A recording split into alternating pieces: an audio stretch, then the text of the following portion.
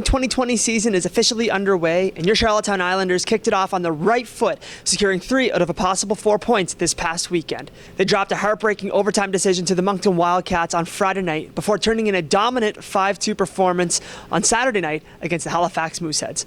Thomas Casey led the way with 4 points over the 2 games, while Cole Edwards recorded his first career multi-point game on Saturday night. It was good to get 3 out of 4 points. I think we played well the second game, and if we keep that up coming into this weekend, we could get another couple wins and keep rolling. I thought the boys had a great weekend. We really started to find our identity and start to play as a team.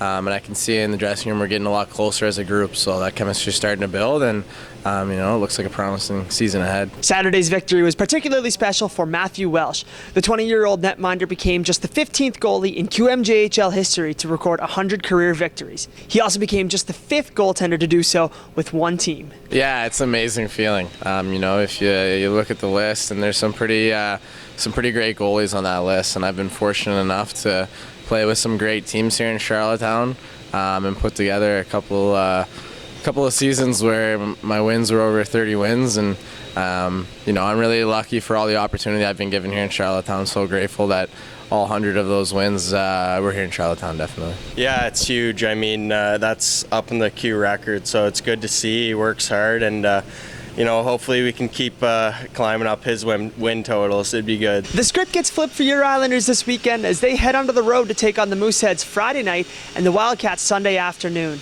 The Isles will look to take the momentum that they carried from this past weekend's successes onto the road, where they had a favorable 19-13-2 record last season. I think we just have to stick to our game. We know what they bring, and they know what we bring. So, I mean, if we stick to our game and our Islanders' identity, then everything will fall into place. Well, I think now that we're a little bit more familiar with these two teams, I think that'll definitely play in our advantage.